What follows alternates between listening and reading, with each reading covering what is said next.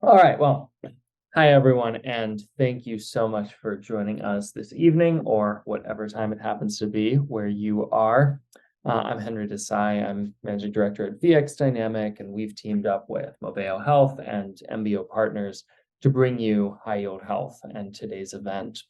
In a world overwhelmed with generic and often contradictory health advice, it's hard to know where to turn for someone seeking actionable and realistic guidance in order to thrive mentally, emotionally, physically, to live the life you want. High Yield Health, led by Dr. Param Dedhia, is here to change that.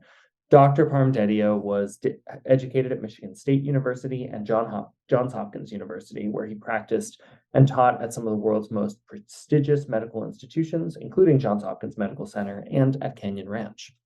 Over the course of more than 25-year career in internal medicine, Dr. Parm has built a reputation among colleagues and patients as a visionary practitioner, known for his ability to translate complex and bleeding-edge medical science into practical, everyday advice. Dr. Parm has developed a philosophy focused on holistic health, emphasizing the connection between modern medicine, nutrition, exercise, joy, and sleep. His goal is simple: to partner with individuals to achieve their health goals on their terms. Dr. Parm's presentation will run for 30 to 40 minutes. If you have any questions during the discussion, please use the Q&A option at the bottom of the screen, and we're going to leave 20 to 30 minutes at the end for answers. Joining Parm is Professor Joel Litman. He is a health guru, friend of Parm's for many years, and we are looking forward to a wonderful discussion today. With that, I will let Dr. Parm and Professor Litman take it away. Well, Prom. So great to have you on and have this discussion. I think it's so beneficial to the audience.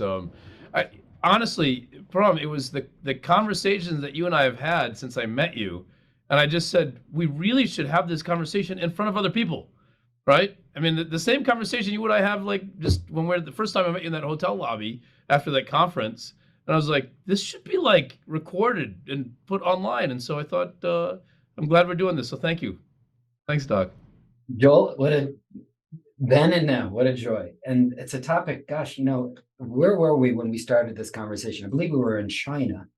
Yes. You and beloved, and we're sitting there. And honestly, normally I say I do health and I talk about some things. Boy, it was one of those discussions. I can't exactly map it out, but it got beyond this mundane of, the simple questions, but it got right down to what you and I both love to do, to go from all this conversation, this academia, and get down to really what matters.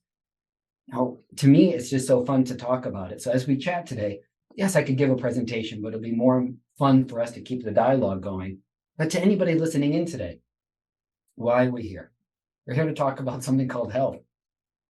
And you guys heard, I have a CV that allowed me to be at some cool places on the planet.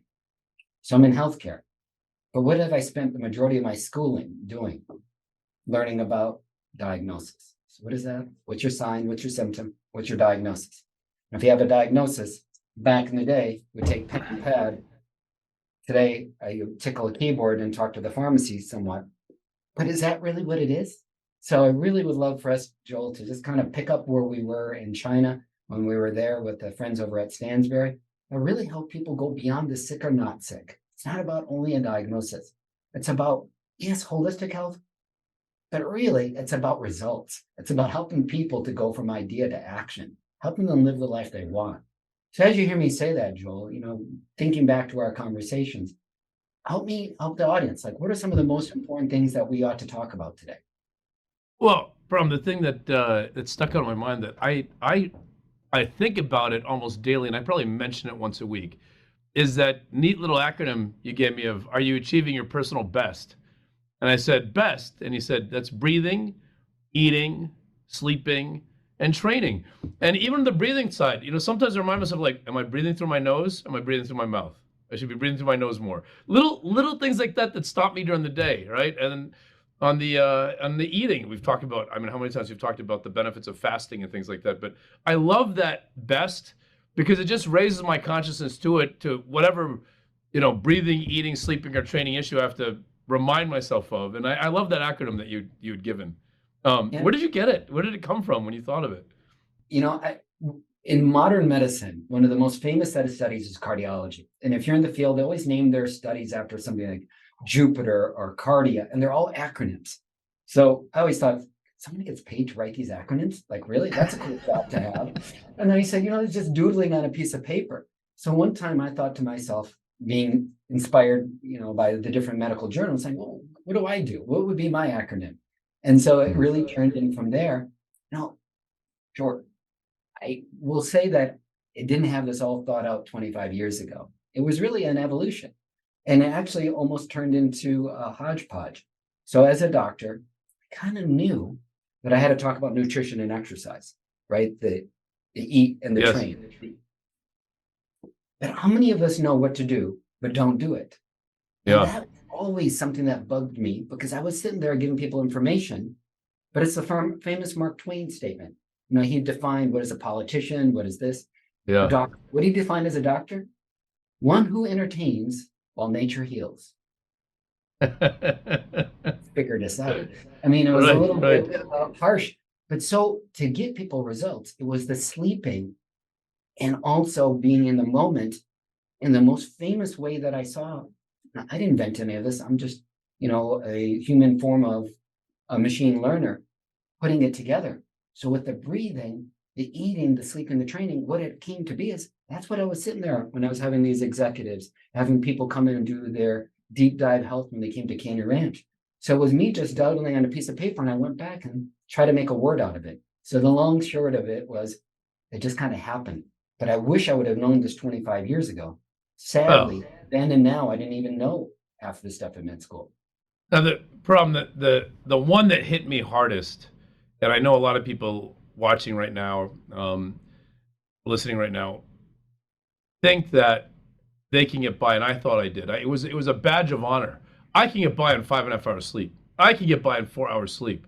And I would say that regularly. And I was surrounded by all these other road warriors, travel, consultants, bankers, you name it, people that travel all the time. They're like, oh, I only need 5.5 hours sleep. I wake up before 5 a.m. every day. I'm like, yeah, but you're going to bed at like 11, right? It's not like they're going to bed at 8 or something. And everyone's like, so, and this is probably the pride that's behind it was like probably a signal there's something off. And you did that program for, I think it was when you were at Cleveland Clinic, and it was like 40 minutes on sleep. And all they call it was, pun intended, it was as serious as a heart attack. It was and after that, I said, I need to get 8 hours sleep. I need to get 8 hours sleep. And you're thinking, so that means I'm going to lose 3 hours of productivity a day? But I'm like, no, what I've found is that if I really focus on getting 8 hours sleep, I'm so much more productive in the other hours, and I get sick less. And ideally, and I'm sure I'm a lot healthier. I can feel it. But man, has that changed. That was the biggest one problem, was the somewhere around 8 hours sleep versus I can get by in 5 hours. Let me hit it just so you and I love to go through the details. So we know 5 and less hurts the body. 6+, you start protecting the heart. Start. 7 and 9, now we're talking performance. And you don't need to be an actress or an Olympiad to perform. We all perform. So the end of the day is we're missing out on this. I think back to my mentors at Hopkins. Brilliant. And you had to be the triple threat back in the day. You had to be a great clinician, a teacher, and you had to publish or perish, baby, right? That was the mantra. Yeah. And what it was is, where did you find time? And it was the people sleeping 4 to 5 hours that seemingly were publishing. And it was that conversation of who would come in first to the office. Was it going to be 3 a.m., 4 a.m., 5 a.m.? And you'd sit these professors that you hope to become someday. And I was drinking the Kool-Aid back then thinking, wait. And at first I thought, how do I learn to do that?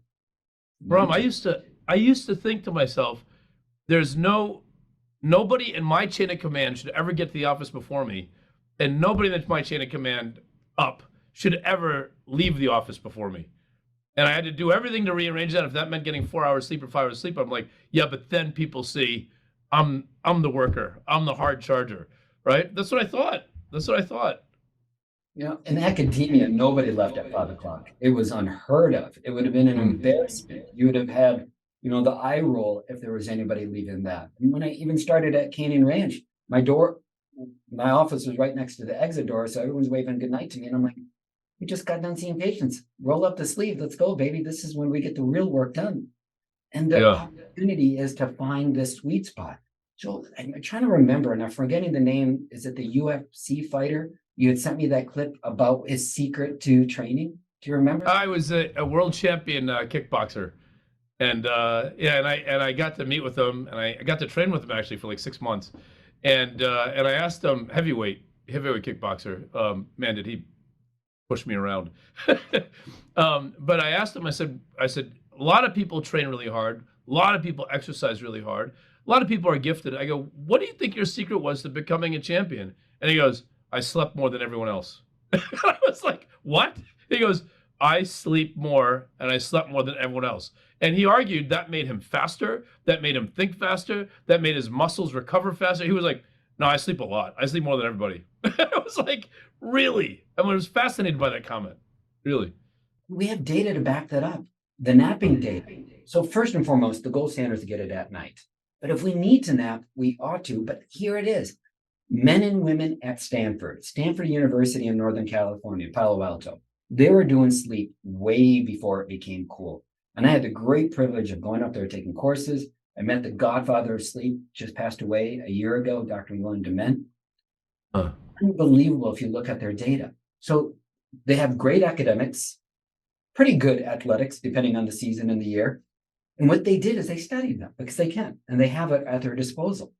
So here was it, an hour after, not right after, but an hour after nap, everybody performed better, whether it was scholastic, meaning some kind of academic, and or strength, agility, speed, whatnot. So there is this data that has been longstanding about getting that information. Long ago, I wish I would have saved it. Steve Nash, the former MVP of the NBA, you would track his points and his assists, depending if he got a nap or not before the game. Wow. And he showed, as you can tell where I'm going with that, is he did better when he napped. So what we need to appreciate is that you and I, and we love talking about what do we believe about this supplement? What do we believe there? You and I make a chemistry, and a lot of this is made every single night. Billion-dollar industries are also made by us. And how do we tap into that? And seemingly we're losing out by time, but are we? When you can be a world champion fighter, a world champion basketball player, and everybody in between. Yeah, I mean, when I looked at it, I said, I could still work. I could still work a 13-hour day, realistically. And you say, how? I said, well, 13 plus 8 is 21. That gives me 3 hours. But if I'm commuting 2 hours every day, no, then I can't do it. So you got to kill your commute. You got to find, ways to eat more efficiently, which I think is actually the fasting has contributed to that because I'm not eating so many meals in a day. I have more time in my day, right? And so even if I have to work like a 13, 14-hour day, I still have 2 hours before or after sleep to get 8 hours of sleep. I still have 2 hours to get stuff done. Now, it doesn't mean I'm going to get a lot of quality time, but if I have to work, I can, right? And that's what I found is that a lot of the time you say, I'm only getting 5 hours sleep, but is that extra 3 hours really valuable, or am I screwing off? Am I doing things that, am I running to the store to buy something and it takes 40 minutes that I could have ordered online, or I could have ordered triple of and not have to worry about running out of toothpaste? Little things like that save me 10, 20, 30 minutes every single day in many different ways so that I'm like, no, I can get 8 hours and still be a workhorse on the days I want to be a workhorse and not sacrifice sleep. I just sacrifice things like not sitting in a car commuting. And I go out of my way not to allow that to happen, Go deeper in that. So what is sleep doing? Is it just time off and quote unquote repair? But what does that mean? So let's go through a little bit. There's 3 major discussions on sleep. It's how I kind of frame it. My mentors always talk to me about learning things in 3s: 3 wise men, 3 blind mice, 3 musketeers. So there's something really pretty cool about 3. So my mentor used to say, learn 3 things and go home every day. So let me give us the 3. I like that. 7 to 9, but remember it's the direction. Yes, there is a couple % of people less and more, genetically driven, nothing you can do. You have to dissect the eyeball to know if you have that gene, so no one's going to figure it out. So just lean towards 7 to 9. Don't be weird. The other one is stages, meaning deep sleep, dream sleep, and famously light sleep.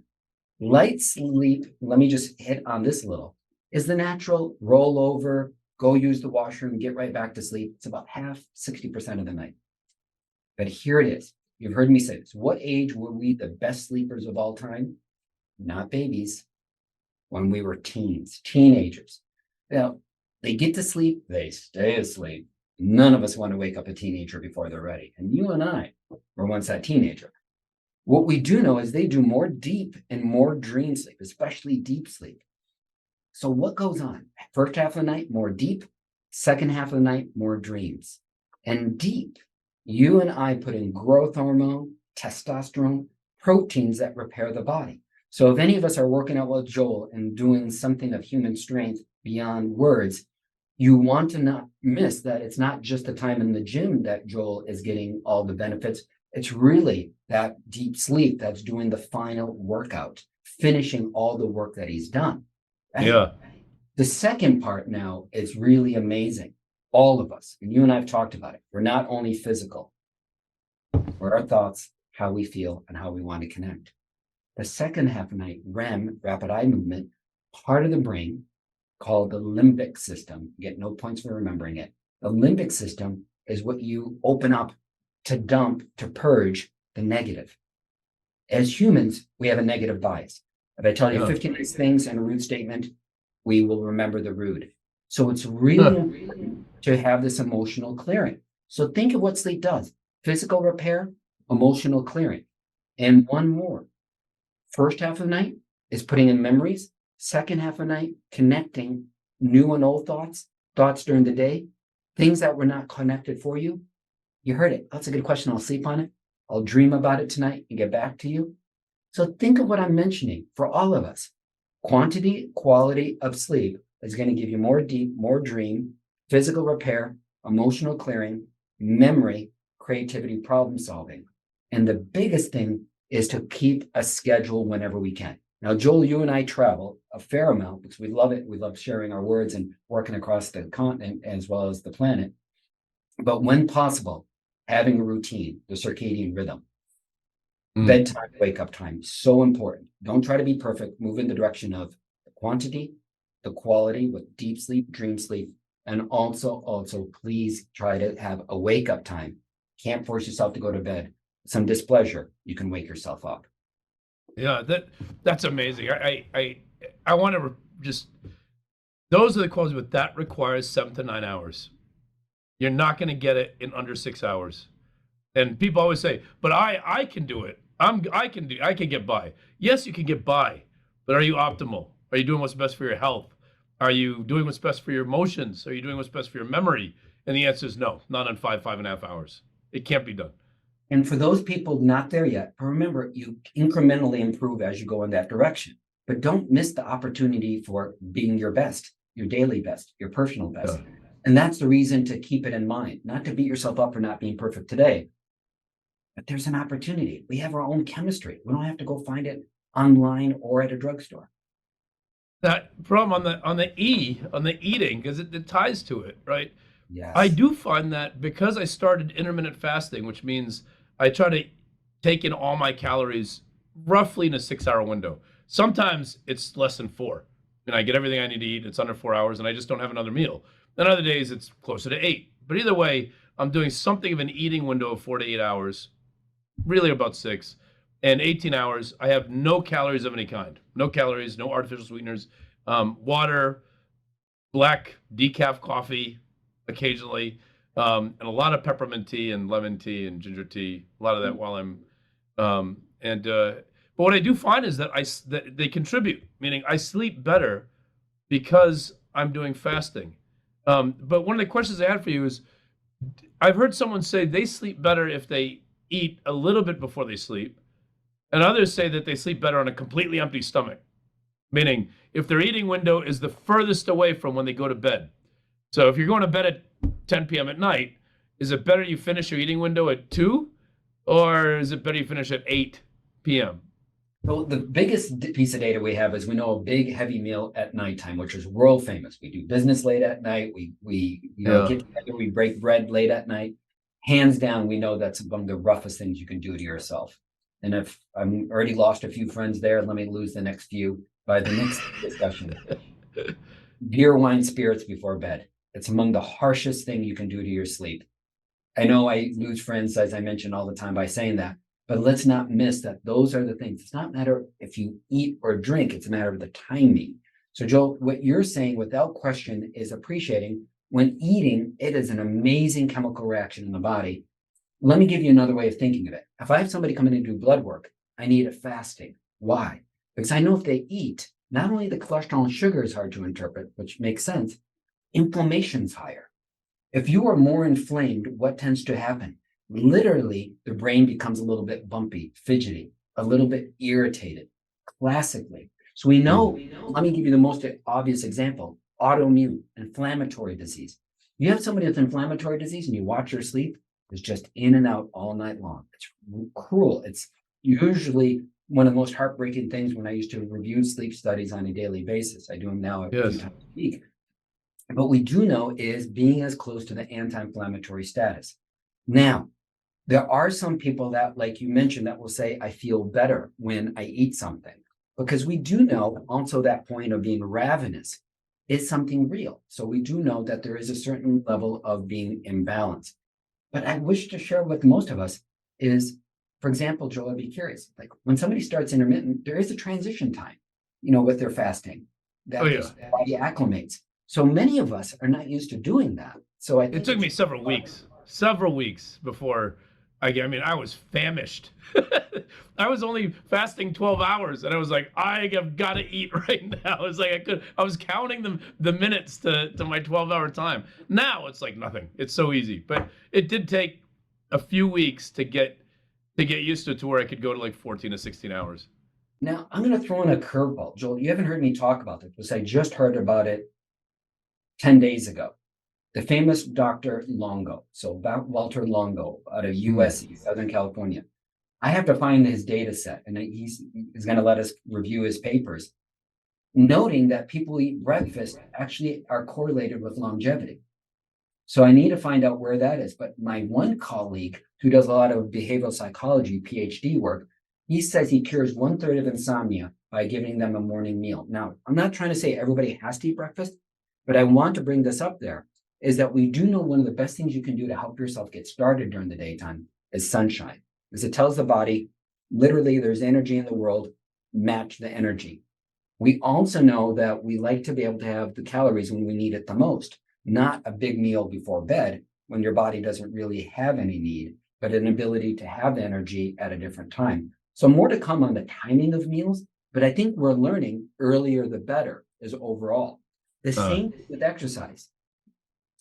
One of the things that I can't believe it's not public knowledge or publicly spoken about is daytime sets up night and the night sets up the next day. Think of it. It is obvious, but I've never heard anybody else speak of that. That was that little YouTube clip I did a handful of years back. And I really want people to think about it. Right now, everything you've done up to now is either encouraged your body to be ready for bedtime or not, to encourage your body for deeper sleep, dream sleep, or not. So daytime sets up nighttime. And to me, just a few quick points there. The sleepy brain is the craving brain.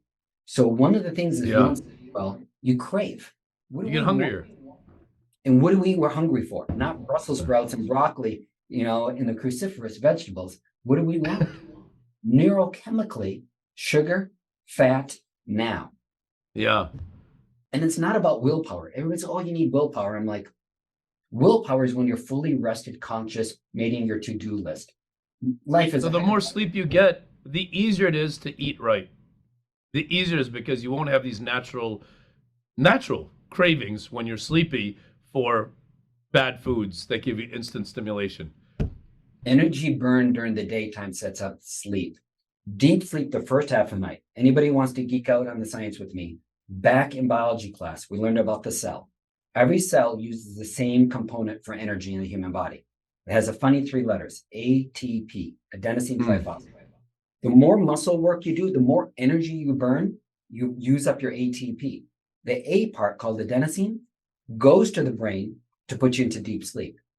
So the more energy you use during the daytime is going to promote that ability to get sleep.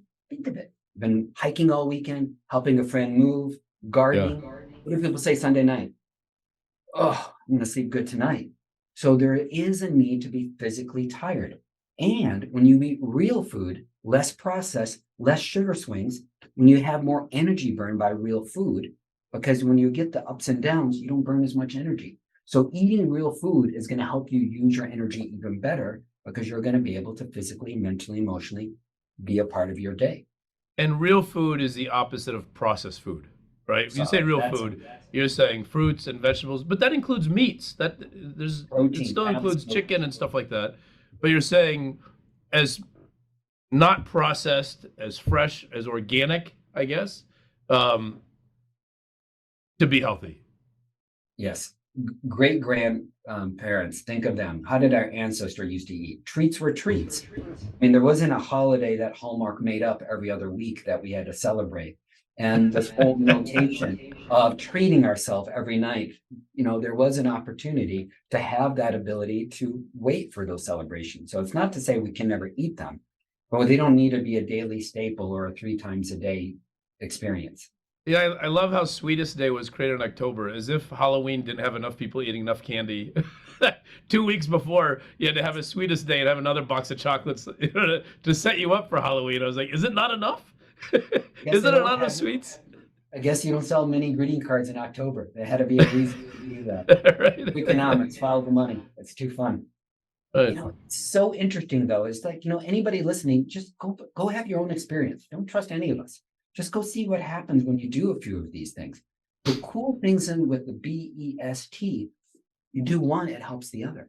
Yeah. It interconnects. It's not like you have to do everything. Start one place, few things done well, but sleep. When people say, what's the one thing you can do? I love it. One of my friends at Mass General, right? We spoke at the Harvard Club and I met up with them back a few months ago, Joel, when we were all in Boston together. And at Mass General, many years ago, they brought a bunch of Tibetan monks to talk about life. Yeah. Somebody said, what's one thing you can do to be a better meditator, to be more present? Without even waiting for the guy to finish his sentence, the monk said, get your sleep. Wow.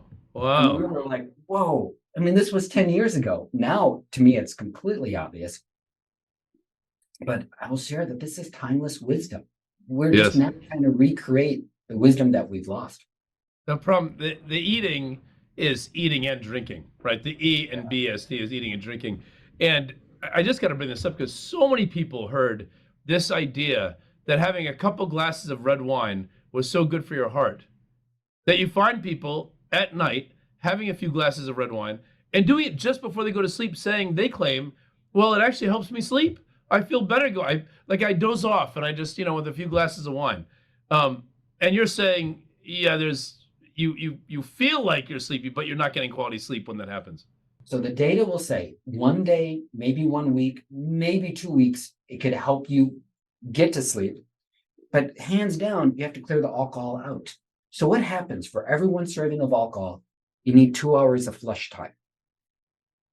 First hour, you're more deep. Second hour, your brain's more fidgety. But when you're deep, you're paralyzed, you snore more. 2/3 of people snore, don't breathe well. Call that sleep apnea, sleep-related breathing disorder. So alcohol at bedtime, actually, ABC, airway, breathing, circulation, you're working harder on your body. And the second hour, your brain is clearing it. It's a mini withdrawal, thinking about what your body's detoxing from there. And again, it's not whether you can have alcohol or not. The conversation is the nightcap needs to go away. So around the world, and I've spent time in beautiful countries where the culture, the religion says no drinking whatsoever. And everyone says, well, yeah, doc, I have a bottle under the cabinet. And, it's number one way around the world people try to get to sleep. Yeah. Because a couple nights they might feel a bit better, but after that, it really doesn't help. The biggest conversation also, I love you bringing up the whole heart disease, number one cause of death and dying in the world you and I live in. Women, by the way, are more likely than men, just because now we know how to diagnose women better. So both men and women, please know, everybody needs to hear this. Sleep became real medicine. Year 2000, the sleep heart health study came out. Showed better sleeping protected the heart. Up to that point, sleep was for the complainers, for the worriers, for the non-serious folk. Yeah. Heart health to the topic, it became a game changer. What we do know is this whole concept of needing alcohol to help your heart. No, it's misguided. If you take a look at it, let's think about it. You might do coffee on the go. Do you do wine on the go? One of the beautiful things about sitting down and having a glass of wine is what? Sitting down, Yeah. taking a moment. That breathe is really that ability to be present, to sit. Yes, we do need to go out there and hit home runs, and we shall. And on top of that, we need to have those moments. Think of it. LeBron James, 21 years in the making. What an amazing career, playing at a high level. I mean, his team is in the finals right now in terms of the in-season tournament that they have. Yeah. What we know is he has a sleep coach, and he is rumored to get 10 to 12 He is a hours. sleep coach. Right? You and I may not have a sleep coach. This session can be it, but just think of it. Athletes are paid to recover. There's recovery rooms after games. There's all this therapy. So why don't we miss that? This concept of sitting down, collecting ourselves is not a good idea. It's vital. And beyond that, what I would want everybody to think about is, all right, you want to get your antioxidants? You want to be able to get your resveratrol? Eat your grapes, eat your dark berries. Go get it in 10 other ways. You don't have to wait till it gets mashed into a wine with the fermentation. You can get the same benefits by just eating dark berries, grapes. Then people say, what about the alcohol and thinning the blood? Okay, take some omega-3, get some healthy fish in your diet or vegetarian sources of it. There is many ways to get there. Very interesting. There is data on wine, but it's not the wine, it's how they drank the wine. Yes. It's how they would sit together and do it. It's the culture. Great companies, great teams have culture. We've got to create culture. Yeah. No, from on the B for breathing, I got it right away because I've been a long time meditator and a lot of not just meditation but yoga also. So I do all kinds of breathing exercises. But I have to think, had I met you 10 years earlier, I would have said, breathing. Well, what do you think? I'm going to forget to breathe? That seems like that seems like an unnecessary letter just because you needed something to go in front of ES&T, right? Eating, sleeping, and training. So, well, let's throw breathing in as a B. Yeah. Why is it so important to remember breathing? Because someone would say, I don't need to remember to breathe. That's ridiculous. Let me say it in the most classic way. I can give people all the info on all the cool blood tests, and maybe someday we'll have a session on that. I can give you every micronutrient known there, tell you about your VO2, how well you bring oxygen to your body, make sure that I put a tracker on you and make sure you're getting your sleep. How many of us know what to do, but don't do it? Where the mind goes, we go. And one of the greatest things is to have the mind work with you rather than against you. What I didn't understand is that vast majority of the time, we're not in the present moment. Joel, I've sat with you. We've sat with a lot of great friends, a lot of brilliance. But where's brilliance? Call it IQ.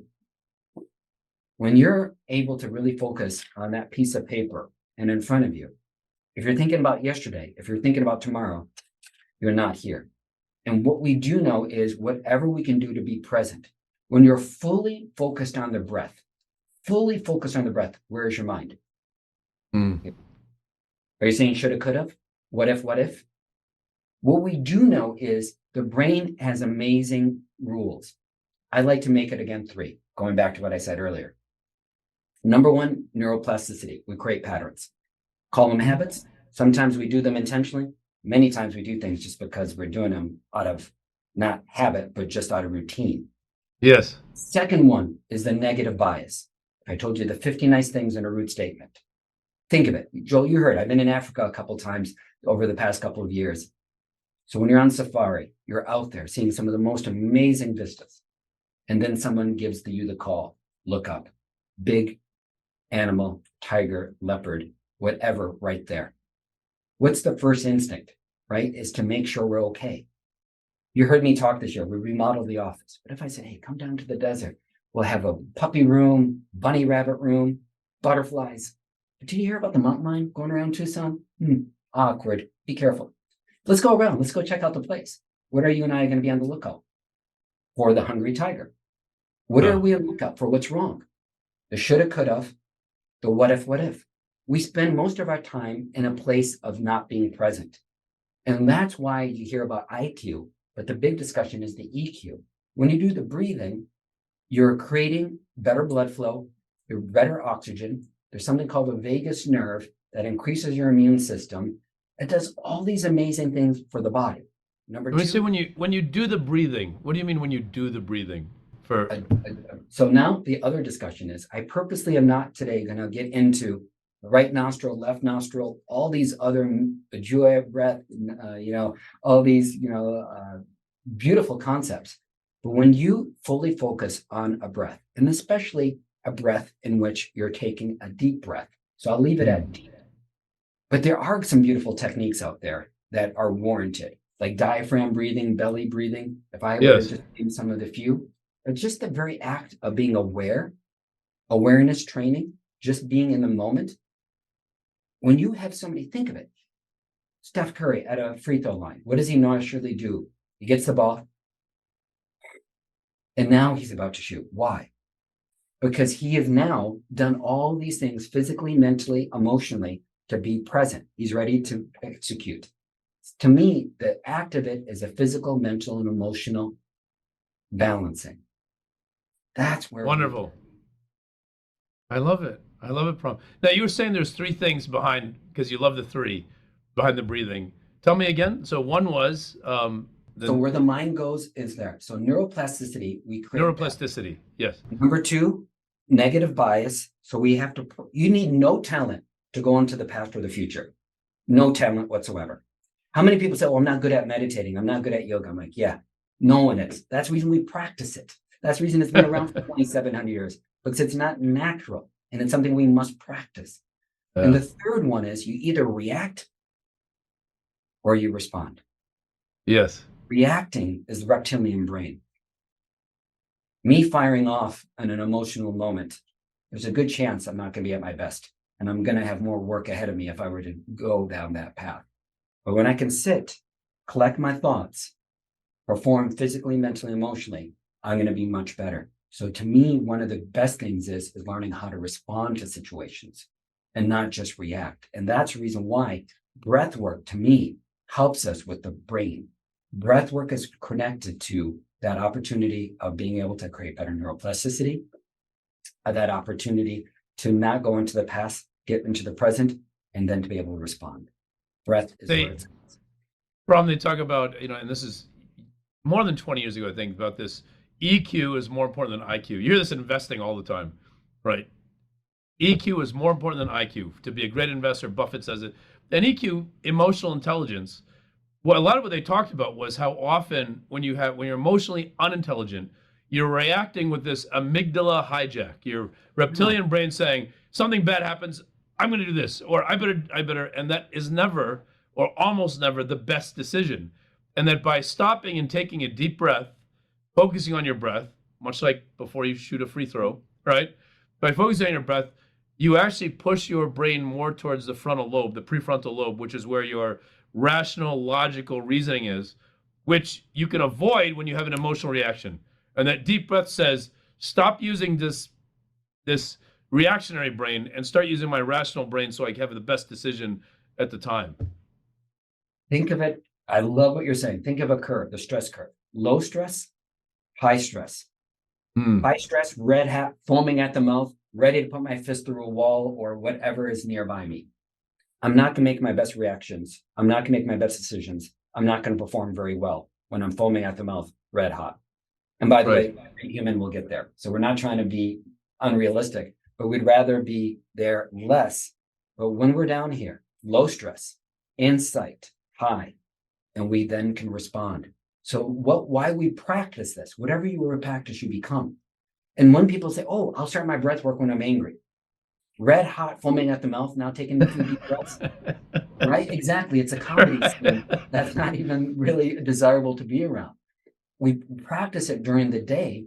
My mindfulness teacher, one of my best buddies, says 1 minute, 5 times a day, be aware of your breath. Why is that so brilliant? 1 minute, 5 times a day. This is a very little amount of time, right? To just sit there and just breathe deeply and focus on breathing, right? Well, another way to do it, because at first I'm like, really, it sounds nice. You're just trying to be nice to us. But I had another dear friend explain to me as a psychologist, watching the Super Bowl and you're watching commercials. You see this commercial replayed by the third, fourth, fifth time. You're finishing the jingle. You already know the punchline. You're already ready to laugh when you're like, oh, there it comes. So not even a minute, because a minute's even expensive for airtime on the Super Bowl. But a few moments repeated creates a Yes. new pathway. Whatever you repeat, you become. And that's the reason to do it. Not just a week, you go to meditation camp, you got the tool for life. That's not what it's about. It's about practicing it, creating that, because again, our natural tendency to look for the tiger, for survival instinct. So this is what we have to do, ladies and gentlemen, for the rest of our lives. I'm asking you to give you 5 minutes, divided in 5, 1 minute, 5 times a day. Few things done well.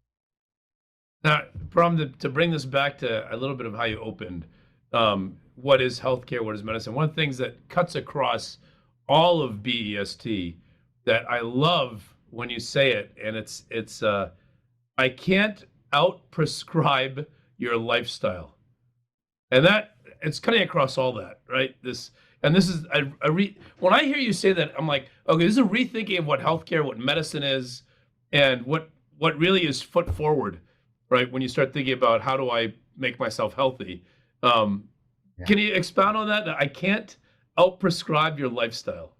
Right. So here it is. I'll be academic for a moment, and then Joel help me make sure I don't go down that rabbit hole. It's called reductionism. So we'll learn something like biochemistry. Like if I still had my biochem book, we learn a pathway and we're like, ladies and gentlemen, baby, that's all of it. Sugar goes to this, boom, and it becomes ATP. I'm so smart. I just got to really, there's nothing else going on in the body. We figured out these 25 pathways and we've got it all figured out.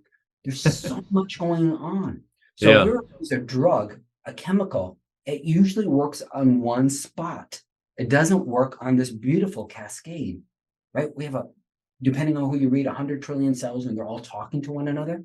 And you mean I can put one pill to be able to get all that line back in? Impossible. So at best, we can create targets, but targets are not going to be enough. Now, I love to say it this way. I see meds as a bridge, not an island. Famously, one of the discussions on sleep, hey, can I take a sleep aid? I'm like, okay, tell me more. But remember this. I like to joke, the famous sleep aid is Ambien. My famously, hopefully funny joke is, you're not Ambien deficient. Let's just get really clear. If I'm going to give you Ambien, it's going to be short term. It's not going to be a long-term med. If you're on it long-term, I failed you. And I didn't wake up in the morning to fail at anything, let alone another human being. And what we do need to know is that we take a look at some of these medicines, and we've learned by the use of them what the body's doing. Cholesterol medicine, a statin, it's an anti-inflammatory. You mean I'm going to try to do one powerful drug, or I'm going to eat better, sleep better, train better, and of course, breathe, and all of that brings down my inflammation. Well, heck, if I can do all that, right away, I can see that's equal, but better yet, much greater than any pill. Right. You said, medicines, you said meds, medicine of any kind is a bridge, not an island. So I should clarify. So many years ago, and I like to poke at myself because I've had to learn from my follies. And trust me, I'm more than full of them. Joe, I might never have told you the story. 30-ish years ago, I stressed myself into an autoimmune disease. I was doing research at NIH, the world famous National Institutes of Health. Yeah. Trying to get the biggest experience. I volunteered to be a guinea pig. Like, poke me, and they're like, really? And they said, what are you willing to do? And I just checked it all. You can do a spinal tap, right? Take some of my brain fluid. I'm like, yeah, take it all. Just sign me up. I mean, of course, they brought me into the office. They did my blood work and they diagnosed me with a thyroid disorder. My body attacked it. So my thyroid literally was on 24/7, red hot. It was actually burning me out at age 20. I was burning myself out. Now, mind you, I didn't make any changes in my life. You'll laugh at me. I took a stress management class. All I knew stress was bad, and I stressed even more when I got stressed. So I really didn't get any knowledge early on. And I assume you weren't getting 8 hours sleep because you were in school. You weren't eating as well as you probably ought to have been, because this is 30 years ago and people didn't talk about fasting. Even now, so many people have never even thought of it, right? But And I was 30 pounds heavier. And brother, it was not muscle mass like you. I mean, it was not a healthy 30 pounds by any stretch. So I probably was doing everything again against myself. And of course, the doctors with their tools said radiation. So they killed my thyroid. So today, wow. I take a thyroid pill for the rest of my life. I'll have a natural, normal life. But here it is. Okay, that's a rare exception. But how many meds do I need lifelong? And I think we should always ask ourselves that. Please note, to anybody listening, I'm not here to be anti-meds. And I'm not asking anybody to stop their meds tonight, tomorrow. Right. Just the opposite. I want you to tap into your better chemistry, your natural chemistry. Let me even give you one. Joel, did you know I did work on endorphins? So my senior thesis in undergrad, endorphins. It's a fun story. It really teaches us about the body. Endogenous morphine. Really cool how they discover this. So if you give somebody morphine and you hit them up, oh, they feel good. Right. Everybody likes it because it hits a part of the body that is incredibly, incredibly pleasing. Endorphins is endogenous morphine. So it's interesting. We make morphine. So Candace, Never knew that. during her time, Hopkins/Georgetown, I'm pretty sure it's Georgetown at the end of her career, she said, wait, if morphine goes into the body and creates a reaction, it must attach to something. We call that a receptor. Yeah. And brilliant thinking. It shifted how I see all of medicine. That means there must be something naturally that goes to where morphine goes. So there must be a natural morphine. Now, the problem was it's like a snowflake in the blood. So you can't really isolate it very easily. You have to be a super chemist, super scientist. And she was the one that was able to isolate an endorphin in a test tube to prove that there was this. Like Michelle out of Israel recently passed away that talked about THC, incredibly hard to put into a test tube. And when they finally figured out how to measure it. But here it is. You and I make morphine. We call it endogenous morphine, endorphins. Now, my favorite example, Joel, how do you and I tap into our endorphins? By sitting there, chilled out. Morphine is a pain med. When would you want a pain med in your body? When there's reaction, when there's stress. You've heard good stress, bad stress. Hopefully that's not a new concept. Yes. So think of good stress. Never been my experience, but that runner's high. You ever have those friends that they're around like, oh, I just feel good. I can go forever. I'm like, I've gotten it while weightlifting. I've gotten that kind of high while weightlifting. All right. Yeah. I'm definitely envious. Also, tickle. You ever think of your beautiful kids or anybody. You ever been tickled to hysterics where you're just crying and how do you feel? What also lovemaking, when people get into that orgasm, right? They get into that altered state of mind. And my favorite, the belly laugh. Who's had a belly laugh? The belly laugh. Yeah. Just a flat out rip roaring belly laugh, right? If you've been drinking something, hopefully you swallowed. Otherwise, it's coming through your nose. If you have a pen and pencil in your hand, don't even try to write because, right, your body's just not able to do it. And you having an endorphin rush. These are all endorphin creation. It's your body creating endogenous morphine. And that means we got to get out there and live it. We've got to go create it. We've got to go live our lives. We can't be sitting around for health to come sitting on our lap. It ain't the butterfly. Very good. On my shoulder. Rom, I love it. All right, so there's a question. Let's see. Of all the work you do, what's the biggest missed opportunity you see? Huh. Yeah. The biggest missed. Aren't there so many, or is there one big one? Yeah. Lately, right? So we always talk about what's front of mind. So I've been being asked to go and speak at global corporate settings, longevity meetings. And I see all these people talking to me about, should I be taking this dose of vitamin D? What's the best fish oil? All of these things. And they're great conversations, but I realize, ladies and gentlemen, tell me about your last medical workup. Most people are not understanding that the way we eat, the way we move, where does it work on? Here. So if my blood sugar is off, my inflammation's high, and my kidneys are not processing well, the way I eat and the way I move better be adjusted to that. From? So its missed opportunity is not getting routine screening. What did you mean by a medical workup? Yeah. Start with that. It's not everything. Medical exams pick up obvious, but don't miss the obvious, right? I mean, I'm sure, Joel, there's some parallel in the financial world. I mean, somebody could look at all these amazing things, but not do the most basic of the investing. The most basic thing is to make sure. How many times I lift somebody's heart and I'm like, it doesn't happen every day, thankfully, but I'm like, why is that sound there? And they feel great. I'm so grateful that they're in there and I'm listening to them. I'm not hearing good breath sounds. I'm seeing something in somebody's eyeball. I'm like, we need to take the next step. That's piece one, called more or less the physical exam.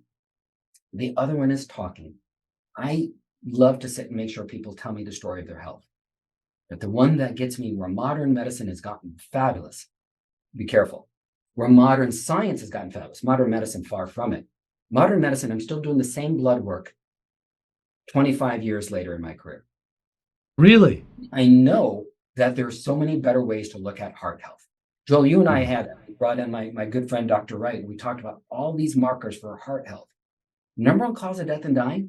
And I go to these longevity groups and they're saying, oh, I'm on resveratrol, I'm on, NAD. And I'm like, well, tell me about your heart health. It's fine. I'm like, when's the last time you had a workup? 5-10 years ago. I'm like, wow.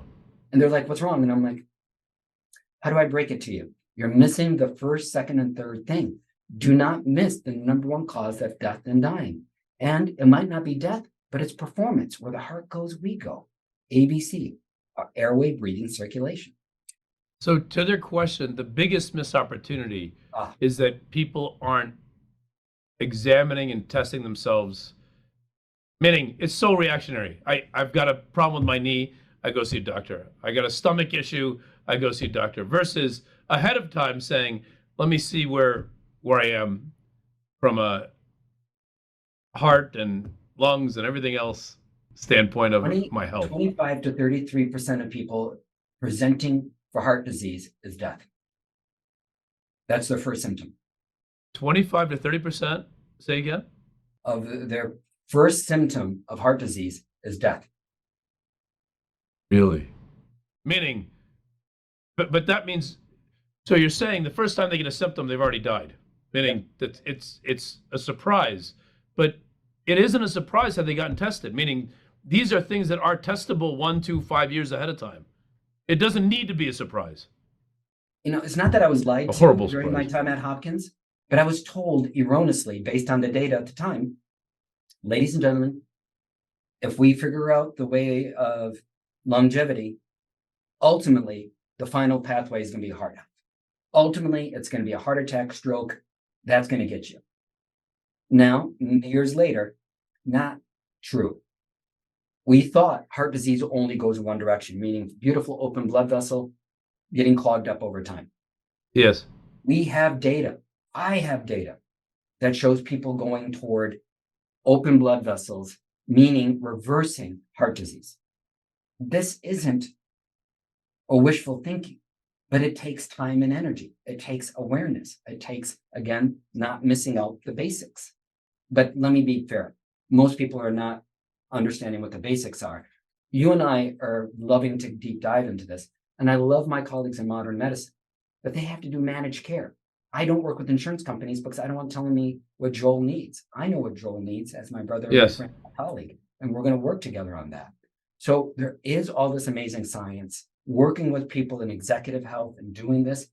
And we talk a lot to entrepreneurs, my favorite group to talk to. Why? Because they understand the status quo isn't the end all.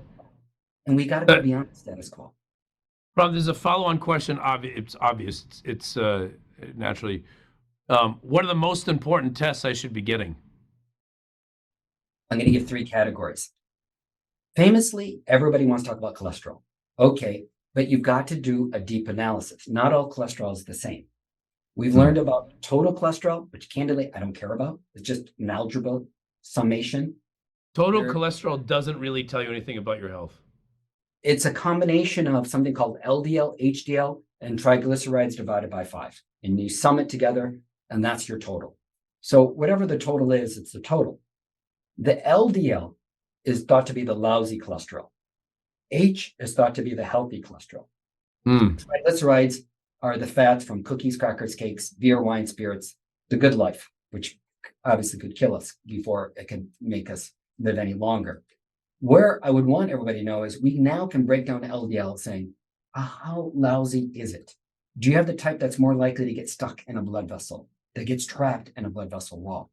And now we know it's not just about eating cholesterol, it's about having inflammation and insulin resistance, where insulin is too high in the body. So the three categories: cholesterol, blood sugar control with insulin, and inflammation. And now we have inflammation markers at the level of the blood vessel. This is a game changer. I mean, this is the test out there that it breaks my heart that this isn't the standard, but it will be. It has to be. All right. Very good. From last thing, and I'll ask this: why high yield health? Why that term high yield? Because it's different. It's high yield it's an investment term. That's my world, right? High yield income, high yield, right? Investments. Why high yield health? Well, maybe when I grow up, I want to be Professor Joel. But all seriousness, what I would want to do is that high yield is just that. Let me give you the funny example. And I wish I would have saved this. Back before computers and blogs and podcasts, I would nerd out on collecting as many newsletters in the mail I could get. My uncle got me started, something called Bottom Line years ago. He was ready to throw us. I remember it. I remember that. I subscribed to that. Every night I would read it and sometimes reread it. I don't know why. I still love that if I see an old copy hanging around. Yeah. And there got me going. And so I spent a year collecting every newsletter that I could find. And I made a list of 3 columns, ultimately. Foods I should eat, supplements, pills I should take, and the things that are healthy to do. What did I figure out? I'd have to eat 5,000 calories a day. Joel, even if I worked out like you, there's no way I could get through 5,000 calories. And I'm not becoming an ultimate fighter anytime soon. I'd have to take well over 50 supplements. We know from our models before machine learning, after 3, we were confused on the interactions. On the interactions of the supplements. Because 1 + 1 doesn't always make 3. And we sometimes have things bind them. I take thyroid medicine. The biggest mistake was I was taking iron, and back then soy protein was the hot protein. My thyroid levels were trash because my thyroid medicine was getting bound up by my meds, by my supplements.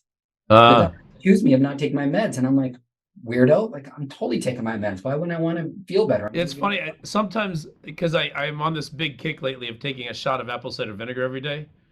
But yeah. I realize the vinegar is so strong that I wonder if it's like literally destroying the other supplements. Because when you put anything in vinegar, what happens? So I'm like thinking, I wonder if the fact that I'm taking vinegar too close to when I take supplements, is it negating the value of the supplements because vinegar is so strong? My best mentor said, great answers come from great questions. And that's a great question. And that's why we have to keep at it. We got to keep learning. Without that, we're not going to get there. And again, the final part is I would have to not sleep to do all the healthy things, get to yoga, do my stretch, do everything out there. So high yield health early on to me is like, you can't do it all. And someday we're going to get there. If I could do enough genetics, enough of the trackers saying on a daily basis, what are the few things that we pay attention to? So that's my quest. What are the few things done well? High yield. We don't have to do 50 things to be healthy. 5,000 calories, 50 supplements, not sleep. That's just right. So high yield health has to be the future. Very good. Very good. I like high yield because it presumes yield means you have to do something first. There's an investment. You can't have a yield without an investment. So the high yield presumes you need to have some behavior activity, right? Which will then result in higher yield health. And it's about results. Modern medicine isn't about always results, because sometimes we're treating something. What are we getting at the end of the day? So I'm controversial in the sense that I go to a meeting and they say, well, it's preventative. I'm like, no, I don't do preventative medicine. I said, it's an outcome. That's a part of it. That's not my goal. So let me give you 50 things to do today so that in 20 years, you can be healthier. Let's talk about a few things done well so you'll get an opportunity to perform better today. And by the way, it's going to set you up for better health 20 years from now. That I'll sign up for. But this whole concept of doing all this rigmarole, you've got to get results. Have to. And that's where, honestly, medicine has fallen short. We have to help people live their best life. That's how they're going to how they're not going to have to worry about being out-prescribed. Rom, I love it. I love it. Thank you so much. I think that probably concludes our time now. But this is wonderful, wonderful. I hope we can do this again very soon. I know we're going to get great feedback from the audience on it. This is wonderful, wonderful time. Thank you, sir. More to come, my friends. Thank you. Joel, Parm, thank you both.